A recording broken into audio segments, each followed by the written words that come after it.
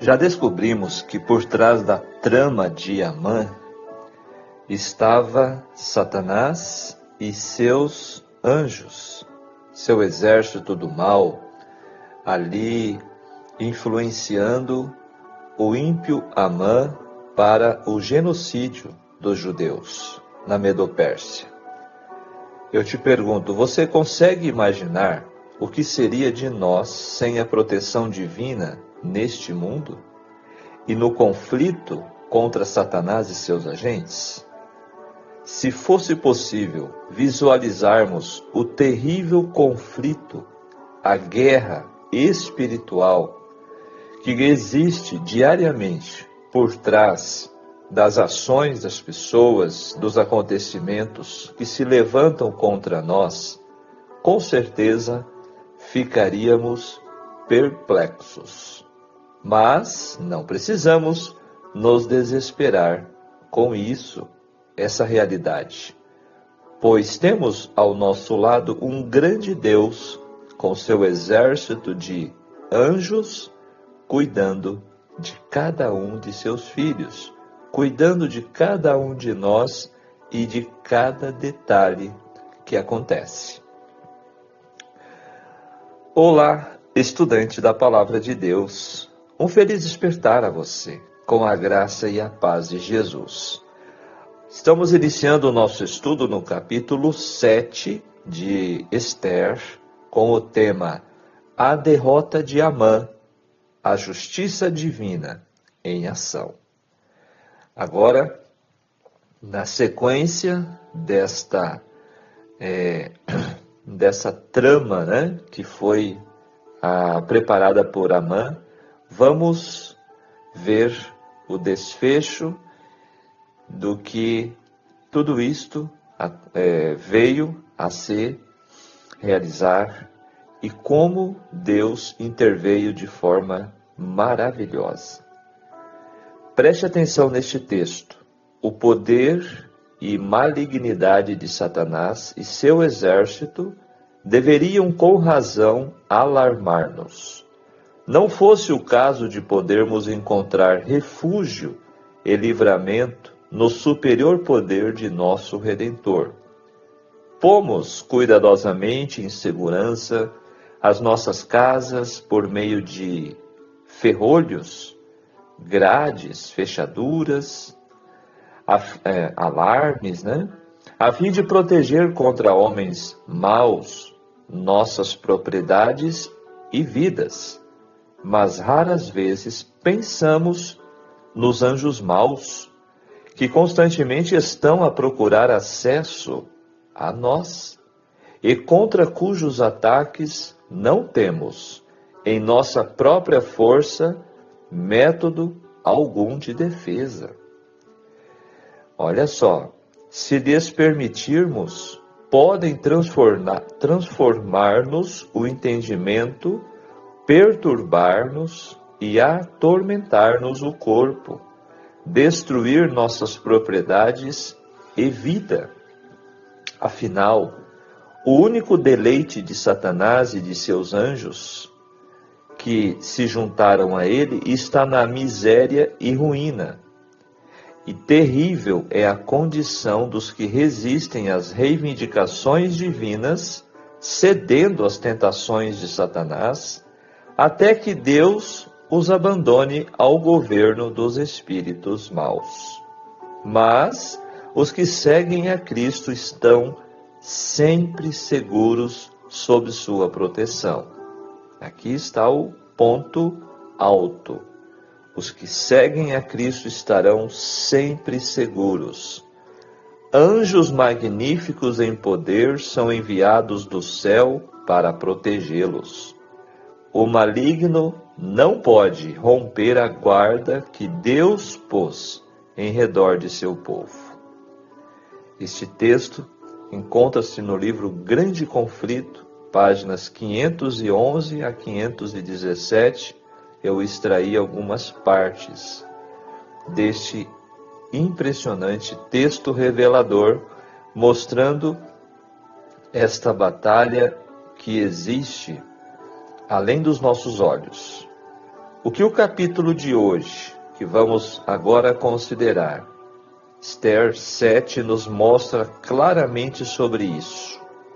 O contexto histórico de Esther, neste capítulo 7, se desenrola em um momento crítico após o segundo banquete que Esther organizou para o rei Assuero e Amã.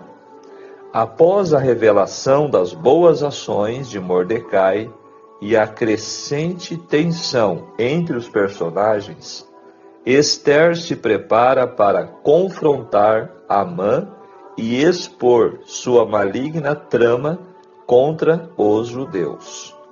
Este capítulo é fundamental, pois representa o clímax da narrativa, onde a coragem de Esther e a providência divina se entrelaçam de maneira decisiva. É maravilhoso perceber que, da mesma forma, o Senhor continua agindo na história. Por mais que pareça estar tudo perdido, o fato é que o cuidado e a misericórdia de Deus continuam interferindo para que o seu reino, o reino eterno, o reino da graça, cresça, sua glória seja notada e os santos triunfem, mesmo em meio a dores. Vamos aos detalhes em nosso estudo agora, neste impactante capítulo, onde o bem triunfou contra o mal, onde a justiça divina foi exercida no meio da maldade e da ira, da incredulidade e também de toda a trama que foi ali realizada por Amã, ajudado por Satanás e seus anjos. Vamos à análise. Este foi o nosso prefácio, a nossa introdução. Lembrando que é importante que você faça a sua leitura primeiro, em sua Bíblia, do capítulo completo, para que você possa agora compreender melhor os comentários deste estudo. Deixe o seu joinha, compartilhe e, se ainda não é inscrito, inscreva-se. Vamos aos textos. Verso 1, então, destaca o segundo banquete. No livro de Esther, nós percebemos que importantes acontecimentos aconteceram durante banquetes. Mais uma vez, agora, no verso 2, o rei, conforme vimos no capítulo de ontem, ele ficou muito curioso e até com insônia, pensando qual seria o pedido de Esther. E logo no começo do banquete ele diz, pela terceira vez, solicitando a Esther que faça seu pedido. A esta altura ele deveria estar mais curioso ainda para saber do que se tratava. Então no verso 3, Esther aborda o problema crítico de uma maneira inteligente. Ela liga o destino de seu povo à sua própria vida, à sua existência. A identificação com alguém ou algo envolve assumir riscos. Pouco importava ao rei que milhares de seus súditos seriam mortos. Ele não se preocuparia com eles. Mas se o decreto tocava a Esther, isto era outra questão. Então veja aqui a sabedoria de Esther na sua exposição do pedido. Mas então seu caráter, lealdade e devoção estavam muito acima de qualquer suspeita. A rainha tratou o assunto com tato e habilidade, introduzindo o problema de forma cuidadosa e calculada para apelar pessoalmente ao rei. Sua vida estava ameaçada, ela, a rainha, estava em perigo real e mortal. Então ela diz no verso 4 que ela e seu povo foram vendidos, ou seja, fazendo uma clara referência à propina, o alto valor que Amã havia oferecido ao reino. No verso 5, a declaração de Esther teve um efeito dramático sobre o rei. Esther incitara mais do que sua curiosidade. Ele ficou furioso. A vida de sua própria rainha estava em perigo por conta de uma conspiração de um de seus homens de confiança. A frase cujo coração o instigou reflete a força da emoção do rei naquele momento. Então, o verso 6, Esther finalmente expôs o culpado. Não era outro senão Amã, o opressor e o inimigo feroz. Não é de se admirar que Amã tenha se perturbado perante Esther e o rei, conforme destaca aqui o verso 6. Em seu plano maléfico para assassinar o seu inimigo, sem perceber, ele colocou a vida da rainha em risco. A resposta de Esther é bastante dramática e mostra de forma contundente o caráter de Amã. A reação de Amã é imediata. Ele percebeu agora que o seu plano para destruir os judeus não apenas afetava seu arqui-inimigo e algumas pessoas dispersas, mas atingia diretamente o centro nervoso do poder persa, o próprio palácio. No verso 7, o rei ficou atônito e furioso, deixou ali aquele salão e saiu para o jardim. Esse devia ser um ato um tanto incomum para um autocrata. Geralmente seria esperada uma reação imediata e furiosa, mas desta vez, sua surpresa com o desenrolar dos eventos foi tanta que ele precisou de tempo para pensar. A resposta irada do rei alertou Amã para a precariedade de sua situação. Agora o verso 8, sobre o assento onde Esther estava reclinada. Os persas tomavam suas refeições reclinados em divãs, pequenos sofás, como também os gregos e os romanos. E Amã, neste momento, se comportou de um modo que foi interpretado pelo rei como uma quebra deliberada da etiqueta da corte e mesmo uma violação da dignidade da rainha, quando ele ali se colocou aos pés de Esther. Ao retornar do jardim, Assuero interpretou mal a postura de Amã como sendo um ataque planejado sobre a rainha. Piorou a situação dele, né? E em sua ira, ele então interpretou desta forma. E no imediato momento, os ali eunucos cobriram o rosto de Amã. A exclamação do rei revelara sua ira implacável contra Amã, e seus servos bem sabiam que isto significava pena de morte, cobrindo-lhe o rosto, conforme o costume aplicado às pessoas que iam ser executadas. Não era mole não. Escritores gregos e romanos também confirmam este costume, um véu colocado sobre o rosto de alguém condenado à morte, porque os reis persas se recusavam a olhar para a face de um condenado. Então o verso 9 destaca Arbona, um dos eunucos, fosse um dos eunucos que o rei enviou mais cedo naquele mesmo dia para chamar Amã ao banquete. Sendo assim, ele viu a forca construída por Naamã. E ele fez então referência ao rei, que Amã havia construído uma forca para enforcar Mordecai. E agora então uma segunda acusação recai sobre Amã em sua tentativa de exterminar aquele que havia feito uma benfeitoria para o rei, ou seja, livrado ele da morte, conforme vimos no capítulo de ontem.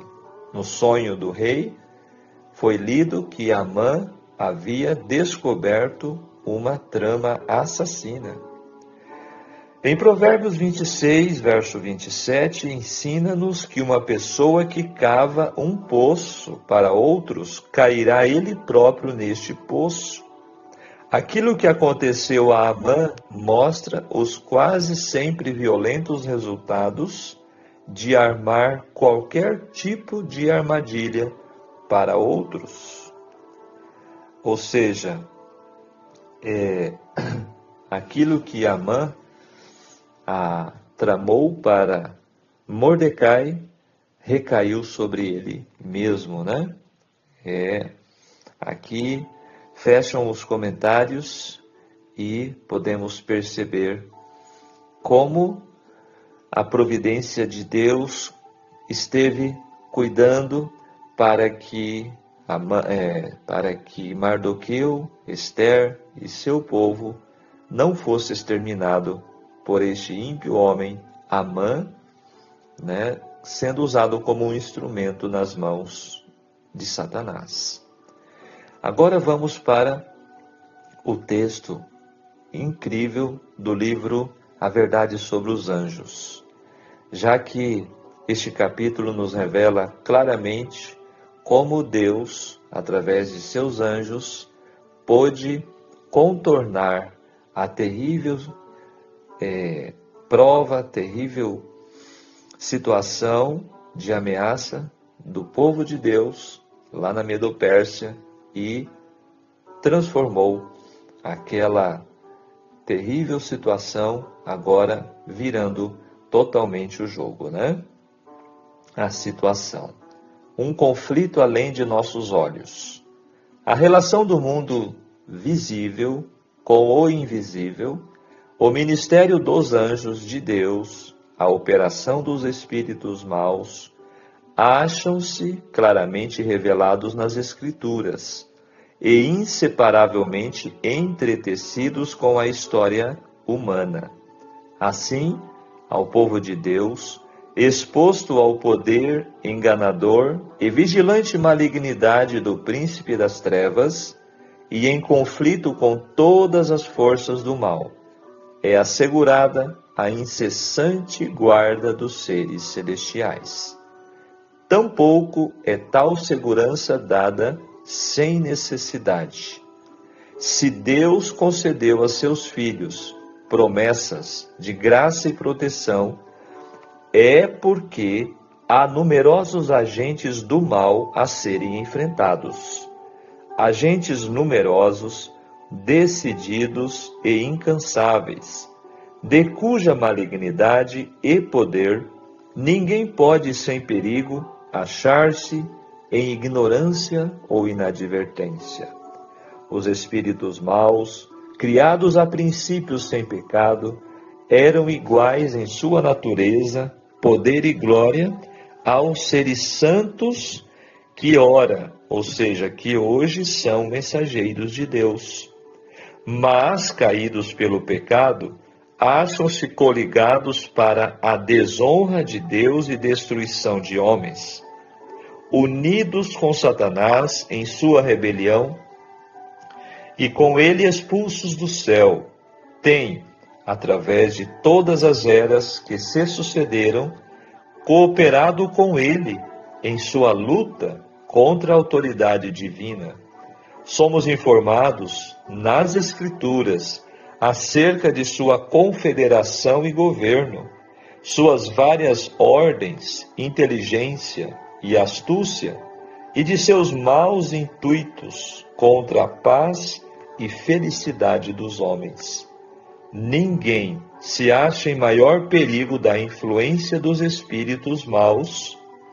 Olha bem, ninguém se acha em maior perigo da influência dos espíritos maus do que aqueles que, apesar dos testemunhos diretos e amplos das Escrituras, negam a existência e operação do diabo e seus anjos. Ou seja, tem pessoas que acham que Satanás nem existe, que isso tudo é história de crentes. Você já ouviu alguém negar a existência de Satanás, dos poderes das trevas? Estes estão em maior perigo. Enquanto estivermos em ignorância no que respeita aos seus ardis, têm eles, ou seja, os anjos maus, vantagem quase inconcebível. Muitos dão atenção às suas sugestões, supondo, entretanto, estar seguindo os ditames de sua própria sabedoria. Olha que coisa terrível. É por isto que, aproximando-nos do final do tempo, quando Satanás deverá trabalhar com o máximo poder para enganar e destruir, espalha ele por toda parte a crença de que não existe. É sua política ocultar-se a si mesmo e agir, sabe como? Às escondidas. Entre aqueles que nos rodeiam estão os exércitos do inimigo, que tratam de dividir o povo de Deus, e também os exércitos celestiais, milhões de anjos, que vigiam e guardam o tentado povo de Deus, animando-o e fortalecendo-o. São estes os que estão à nossa volta. Deus diz àqueles que nele creem: vocês caminharão entre eles. Os poderes das trevas não triunfarão sobre vocês. Estarão em pé na minha presença, à vista dos santos anjos, que são enviados a ministrar em favor dos que herdarão a salvação. Capítulos 1 e 2 do livro A Verdade sobre os Anjos. Eu também extraí partes deste texto para acrescentar ao entendimento em nosso estudo de hoje, diante de toda esta provação, desta trama que foi ali preparada contra o povo de Deus, liderada por Amã, como instrumento nas mãos de Satanás, né? Então, amigo ouvinte, vamos agora para as lições práticas em nossas vidas, para os nossos dias. As lições deste capítulo 7 transcendem o contexto histórico e ressoam em nossas vidas contemporâneas de diversas maneiras. Vamos às lições. Primeiro, a importância do tempo certo e da preparação. Esther não se precipitou. Ela jejuou, orou implicitamente e esperou o momento ideal. Sua paciência e estratégia permitiram que a revelação tivesse o máximo impacto. Como aplicar isto na prática? Em momentos de crise ou quando precisamos fazer uma intervenção importante, a preparação e o tempo certo são cruciais. Não haja por impulso. Considere o ambiente, os envolvidos e a melhor forma de apresentar sua petição. Pense estrategicamente, como Esther fez, em vez de reagir emocionalmente. Segunda lição prática: enfrentando injustiças com coragem. Esther enfrentou um poderoso inimigo e um rei volátil. Sua coragem em expor a injustiça, mesmo correndo risco de vida, é um modelo para todos nós. Aplicando isto, quando nos deparamos com injustiças no trabalho, na sociedade, até na família, somos chamados a agir. Nem sempre será fácil, poderá haver riscos, mas a omissão pode ser ainda pior. A coragem não significa, como já vimos, ausência de medo, mas agir apesar dele. E terceira lição, o destino dos opressores. A queda de Amã é um lembrete de que, a longo prazo, a opressão e a maldade não prevalecem. Aplicando, essa lição oferece esperança aos oprimidos e uma advertência aos opressores.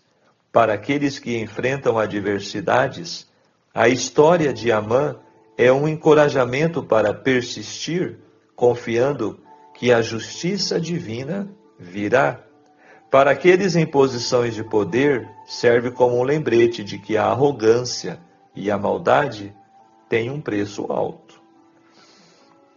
Quarta lição: a intervenção divina na vida cotidiana. Embora não seja mencionado o nome de Deus no livro de Esther, a história é um testemunho de sua intervenção nos detalhes mais minuciosos de nossa vida. Aplicando, muitas vezes, esperamos milagres grandes, mas a história de Esther nos ensina a reconhecer a mão de Deus nas pequenas coisas, ou pequenos acasos aos nossos olhos, nas coincidências, nas reviravoltas inesperadas que nos levam a resultados favoráveis. Isso fortalece nossa fé e confiança na soberania de Deus. Quinta lição: o poder de uma voz solitária. Esther era apenas uma mulher, mas sua voz mudou o destino de um povo inteiro. Aplicando, não subestime o poder de sua voz. Um único indivíduo, uma pessoa, movido por convicção e coragem, fé, pode iniciar uma mudança monumental. Não é preciso ser uma figura de grande destaque para fazer a diferença. Estas são as lições práticas para mim e você neste capítulo 7 e também no contexto da história toda de Esther. Agora, concluindo o nosso estudo, Esther, capítulo 7, é um turbilhão de emoções, um momento de tirar o fôlego que encapsula a virada dramática do destino. Neste capítulo, a coragem singular de uma mulher, a sabedoria estratégica de sua ação e a implacável providência divina se unem para desmantelar um plano perverso. A ascensão meteórica de Amã culmina em sua queda igualmente vertiginosa, um testemunho eloquente de que o orgulho precede a ruína e que a justiça divina, embora às vezes opere de maneiras sutis e inesperadas, sempre prevalece. A forca, erguida com ódio para um inocente, tornou-se um instrumento da própria condenação do malfeitor, selando seu destino e restaurando a paz e a ordem. Este capítulo não é apenas uma narrativa antiga, é um espelho para nossas próprias vidas. Você concorda? Ele nos lembra que mesmo nas circunstâncias mais sombrias e até aparentemente sem esperança, a mão invisível de Deus está em ação, orquestrando eventos, elevando os humildes e derrubando os arrogantes. A história em Esther 7 nos desafia a encontrar nossa voz em meio à adversidade, a agir com sabedoria e coragem quando a injustiça nos confronta e a confiar que a luz sempre dissipará as trevas. Que esta poderosa narrativa inspire-nos a reconhecer a providência em nossa jornada e a sermos agentes de justiça e esperança em nosso mundo. Vigiemos e oremos. Amém? Pensamento do dia: Deus nunca prometeu a ausência de armadilhas, mas que se colocarmos Ele à nossa dianteira, elas se tornariam ineficientes. Todo mal que o inimigo planejar contra o povo de Deus cairá sobre ele mesmo. Assim, fechamos o nosso estudo de hoje, refletindo sobre a maravilhosa providência de Deus, de forma que, quando tudo parecia perdido, para Esther, Mardoqueu e seu povo, Deus converteu, Deus virou tudo aquilo que estava tramado contra o seu povo. Voltou-se para Amã e seus comparsas neste plano diabólico, e maléfico. Assim, fechamos o estudo do capítulo 7, percebendo que as adversidades não atrapalham as providências de Deus em prol de seu povo. Deus tinha e Deus tem um plano eterno para nós, para seus filhos desde a criação. E neste plano divino podemos confiar, pois a justiça de Deus é soberana. Agora vamos orar. Maravilhoso Deus e querido Pai Celestial, graças te damos pelo despertar de um novo dia. Obrigado, Senhor, por mais este momento tão especial do nosso dia, quando estamos buscando ouvir a sua voz através da sua palavra, buscando a tua direção em nossas vidas, buscando, Senhor, o teu auxílio diante de nossas lutas e batalhas. Queiras nos proteger de toda influência do mal. Queira, Senhor, colocar ao nosso redor a proteção dos teus santos anjos e nos ajudar, Senhor, em cada necessidade. Perdoa os nossos pecados, continue conosco em nome de Jesus. Amém. Muito bem, amigo estudante da Palavra de Deus, fechamos o capítulo 7 e se você achou interessante este estudo, esta abordagem, sua opinião é muito valiosa para nós. Deixe seu comentário, compartilhe as suas percepções sobre este capítulo e, se ainda não é inscrito, inscreva-se em nosso canal. Lembrando que Esther contém 10 capítulos, portanto, temos ainda 3 capítulos aí na etapa final. Vamos ver o final de toda esta narrativa incrível sobre o período aí de Esther e Mardoqueu no reino da Medopérsia. Eu espero você no nosso próximo estudo do capítulo 8. Até lá, um grande abraço.